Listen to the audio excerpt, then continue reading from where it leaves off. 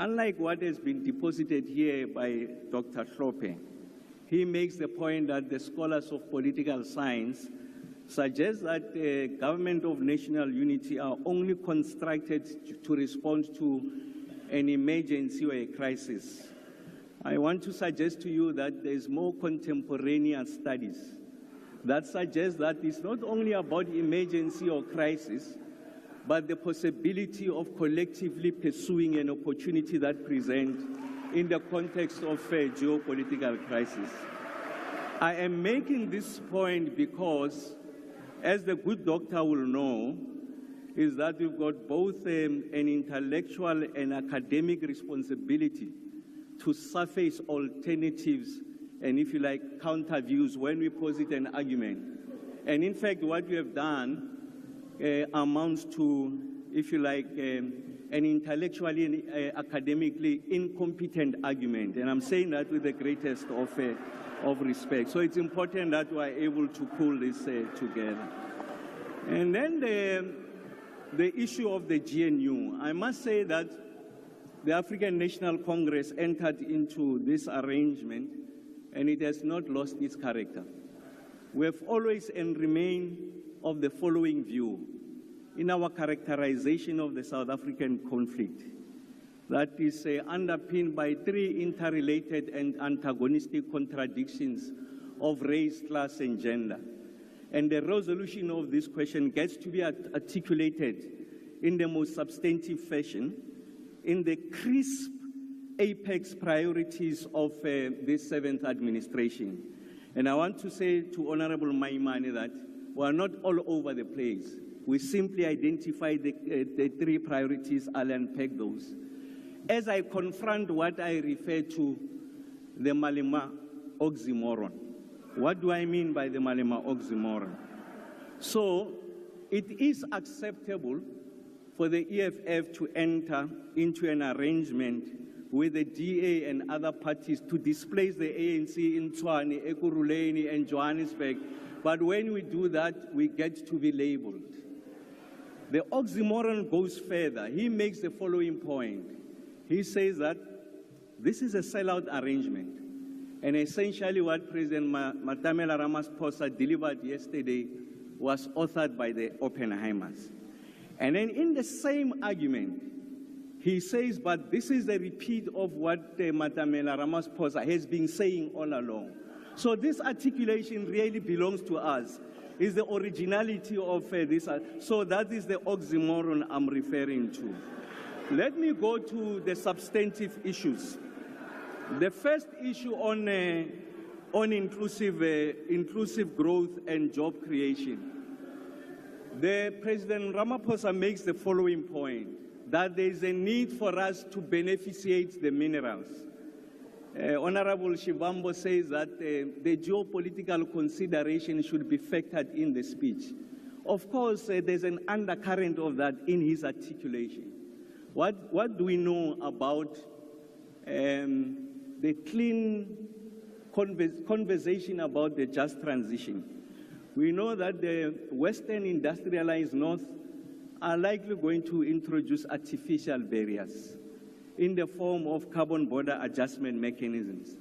So it is important that for us to protect our industry, that the generation that support the production of these products that serves the Western and industrialized markets should come from cleaner forms of technology. And what do we know about the possibility of clean forms of technology? Is that we have to have an appreciation of the entire value chain, that there are minerals that constitute what I refer to as the battery economy. So this is cobalt, nickel, copper, rare earth elements, PGMs, to mention but a few. And a significant number of those are found here.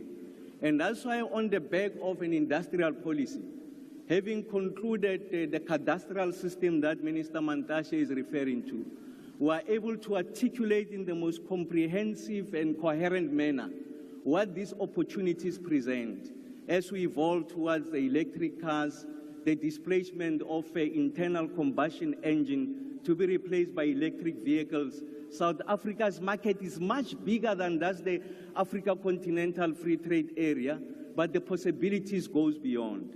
And when you go to the issues around green hydrogen, the appreciation is even much better.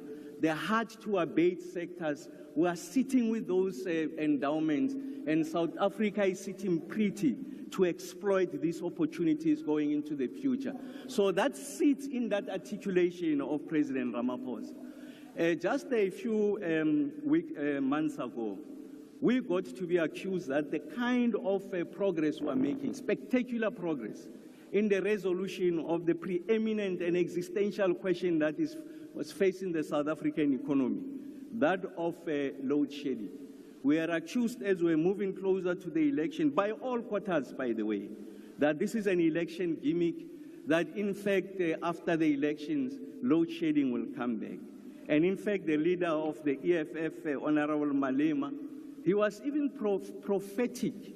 And he said on the 29th of May at 10, the lights will go off. We are 113 days today without load shedding. And when I was advised that respond to this question. When I looked deep, I said it doesn't warrant a response. But in fact, what it calls for is education. It's a very complex engineering question to understand. And I'm going to give myself time to be able to educate you so that there's a greater level of appreciation.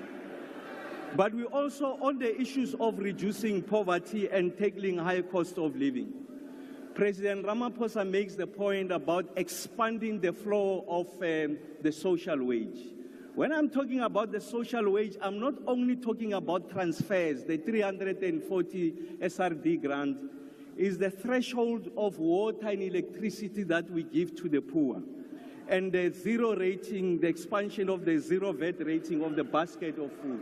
President Ramaphosa refers to that in his articulation.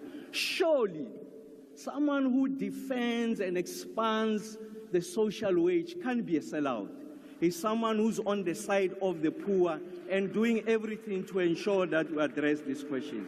I want to say, as I move closer to conclusion, that we are going to protect also the interest of the poor to the extent that their wages and their disposable income is eroded by the exponential increases with regards to electricity tariffs.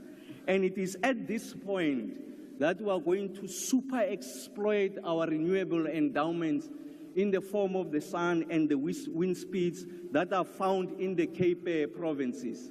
And in this way, we are able to green faster, cheaper, more affordable, and we are able to achieve universal access as we continue the agenda of reindustrializing the South African economy, as we articulate a comprehensive economic growth policy undergirded by an industrial policy and an energy policy, and we'll be coming out to articulate the integrated energy plan going into the country.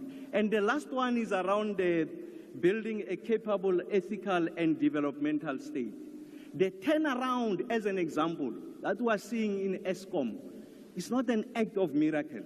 It is a deliberate, calculated, orchestrated engineering effort to respond to an existential problem on the economic front by competent men and women of Eskom who are diligent. Chalmers Johnson, one of the most foremost scholars on the political economy of countries, when he studies the Asian tigers, he makes the